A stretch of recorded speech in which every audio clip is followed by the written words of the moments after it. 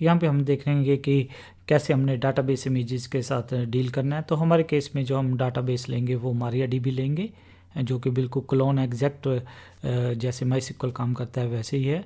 तो हम MariaDB को यूज़ करेंगे। तो हमने पहले जो है सिंपल कंटेनर्स वगैरह लॉन्च करके देखे थे अल्पाइन बेस्ड। फिर हमने वेब सर्वर के इंजन और अपाचे वेब सर्वर के कंटेनर्स वगैरह देखे थे। जो अल्पाइन वाइज सिंपल कंटेनर थे वो अलग वे में थोड़ा सा काम करते हैं, वेब सर्वर कंटेनर्स थोड़ा सा अलग ढंग से काम करते हैं। हम जो तो अब तीसरी कैटेगरी के जो इमेजेस वगैरह जो कंटेनर्स देख रहे हैं वो डाटाबेस इमेजेस वगैरह। तो ये इनको इमेजेस को डील करना, इनके कंटेनर क्रिएट करना, थोड़े से हमें डिफरेंट प्रोसीजर लेना पड़ता है। तो हम इसको देखने वाले हैं। तो सबसे पहले हम क्या करेंगे, एक MariaDB की जो इमेज है उसको पुल कर देंगे, क्योंकि इमेज को पुल करने में भी टाइम लगेगा। तो हम सबसे पहले जाके हमारे जो है उसको पुल कर देते हैं, जो हमारी इमेज है। तो हम डॉकर इमेज पुल, हम यहाँ पे जो MariaDB इसका एक पर्टिकुलर वर्जन 10.3 वाला उसको पुल कर लेते हैं।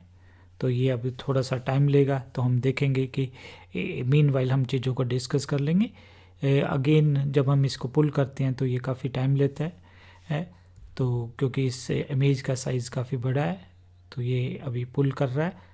तो हम मीनवाइल हम उसको डिस्कस कर रहे हैं कि हमारे पास डीलिंग विद डाटाबेस इमेजेस। तो हम बार बार इस डायग्राम को यूज़ कर रहे हैं ये दिखाने के लिए कि ये जो इमेजेस वगैरह होती हैं कोई भी, जैसे अभी हमने MariaDB इमेज चाहिए, ये कहाँ पे पड़ी हुई है, डॉकर रजिस्ट्री के अंदर। तो हमने अपना जो हमारा जो डॉकर चल रहा है वो CentOS 7 VM पे चल रहा है। तो हमारे केस में क्लाइंट भी उसी सिस्टम पे है, पर क्लाइंट आपका डॉकर क्लाइंट अलग जगह भी हो सकता था। तो सबसे पहले तो हमने क्या करना होता है, जो डॉकर रजिस्ट्री पे जो हमारी इमेज है उसको हमने पुल कर लेना है। तो उसके लिए हम जो कमांड यूज़ करते होते हैं, डॉकर पुल कमांड यूज़ करते होते हैं। तो जैसे ये कमांड चलाएंगे हमारा ये इमेज हमारे पास क्या होगी, MariaDB की जो इमेज हमने यहाँ पे शो नहीं किया हुआ, तो ये इमेज यहाँ पे आ जाएगी। उसके बाद हम क्या कर सकते हैं, डॉकर रन कमांड के साथ हम उसको क्या कर सकते हैं, अपना जो कंटेनर्स वगैरह वो क्रिएट कर सकते हैं। तो MariaDB और जो MySQL है हमारे दो बहुत ही पॉपुलर SQL डाटाबेसेस हैं। और MariaDB जो है वो फॉर्क किया गया है MySQL से, बहुत बिल्कुल ऑलमोस्ट बिल्कुल सिमिलर हैं। और यहाँ पे हम किसको देखेंगे, MariaDB को यूज़ करके देखेंगे। तो हमने जो कमांड चलानी है पुल करने के लिए वो क्या है, डॉकर इमेज पुल MariaDB कॉलन 10.3, इसका एक पर्टिकुलर वर्जन हम पुल कर रहे हैं। अगर आप ये वर्जन नहीं बजाओगे तो वो लेटेस्ट वाला पुल करेगा। अभी वो हमारे कमांड पहले ही चला दिया है, वो हमारा क्या कर रहा है, पुल कर रहा है इमेज को।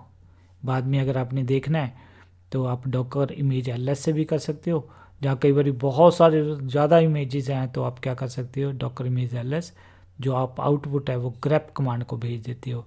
जब हम grep कमांड को आउटपुट भेजते हैं तो वो जो MariaDB रिलेटेड इमेजेस हैं उसी के बारे में इंफॉर्मेशन बताएगा। फिर हमने जब MariaDB की ज़्यादा डिटेल जाननी है तो हम कहाँ पे चले जाएंगे, अगेन डॉकर हब पे। तो MariaDB जब टाइप करेंगे तो वो ऑलमोस्ट 4000 से ज़्यादा आपको रिजल्ट शो कर रहा है। MariaDB क्लिक करेंगे अगेन 10 मिलियंस।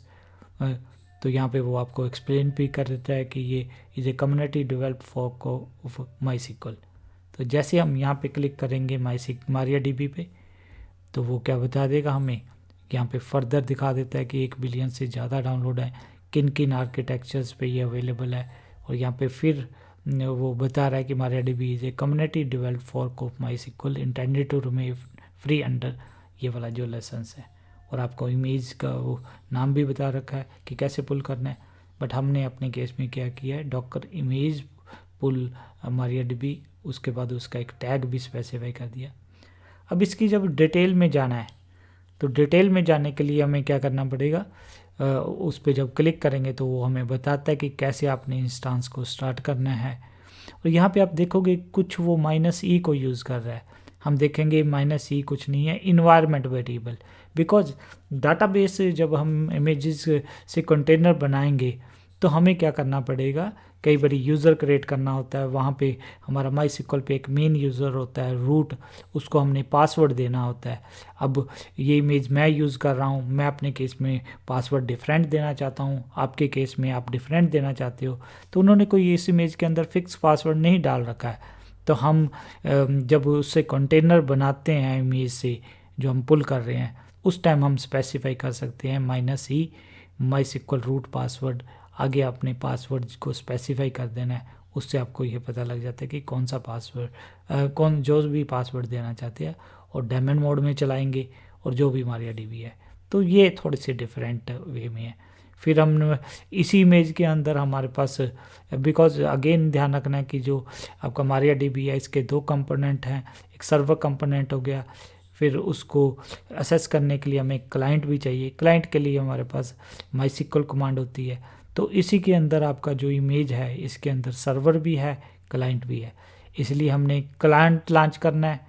तो उसको कैसे करना है उसके बारे में भी इंफॉर्मेशन है, बट हम अपने हिसाब से कस्टमाइज इमेजेस वगैरह करेंगे। फिर वो और डिटेल में बताता है कि ये वाले इन्वायरमेंट वेरिएबल है। मीनवाइल हम चेक कर लें कि हमारी इमेज अभी पुल होने में क्या है, थोड़ा सा टाइम ले रहा है, तो हम उसकी अभी वेट करेंगे कि हमारा अभी नेट चल रहा है। तो और इतने हम देख लेते हैं।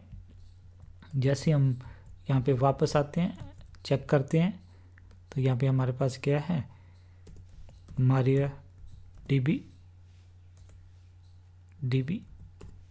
तो इसको अगर हम सर्च करते हैं तो हमारे पास वो क्या दिखा रहा है कि ये हमारे पास इमेज है। फिर उसको मैनेज करने के लिए हमारे पास PHP एडमिन वगैरह भी है। हम यहाँ पे क्लिक करते हैं तो यहाँ पे हमें वो देखते हैं कि उसके क्या क्या डिटेल्स दिखाता है। तो यहाँ पे वो ऑफिशियल इमेजेस को दिखा रहा है, और यहाँ पे ये हमारे पास इमेज है। तो यहाँ पे उसने बता दिया कि ये हमारे पास ये इमेज है, कैसे स्टार्ट करना है। फिर उसके अंदर हमारे पास ये इन्वायरमेंट वेरिएबल्स हैं, MySQL रूट पासवर्ड, क्या रूट को पासवर्ड देना है। फिर हमारे पास क्या होता है कि MySQL डाटाबेस, कई बार हमने डाटाबेस भी क्रिएट करना होता है, जैसे क्रिएट डाटाबेस कमांड के साथ करते हैं। फिर कई बार हमने एक यूज़र भी बनाना होता है, उसको एक पासवर्ड देना होता है, तो ये भी है। तो हमें ये इन्वायरमेंट वेरिएबल वगैरह यूज़ कर सकते हैं। और भी है कि आपने एम्प्टी पासवर्ड अलाउ करना है कि नहीं करना, रैंडम अपने आप जनरेट कर दे। तो ये अलग अलग वेरिएबल्स हम यूज़ करते हैं, बट ज़्यादातर टाइम हम ये यूज़ करेंगे। बट जब हम एक वर्डप्रेस वाली एप्लीकेशन डॉकर कंपोज को यूज़ करके डिप्लॉय करेंगे, तो हमें MySQL डाटाबेस को भी क्रिएट करेंगे, MySQL यूज़र को भी करेंगे, उसको पासवर्ड वगैरह भी देंगे। तो हम इसको अभी देखते हैं। तो ये अभी हमारी इमेज क्या हो रही है, पुल हो रही है। तो हम अभी वीडियो को पॉज कर देते हैं, उसके बाद देखते हैं। तो ये थी हमारी डाटाबेस इमेजेस के बारे में इंफॉर्मेशन। तो अब हम ये इसको अब देखेंगे कि जब पुल हो जाएगी फिर वापस आएंगे इस वीडियो पे, जहाँ हम अगली वीडियो में इसको डिस्कस करेंगे।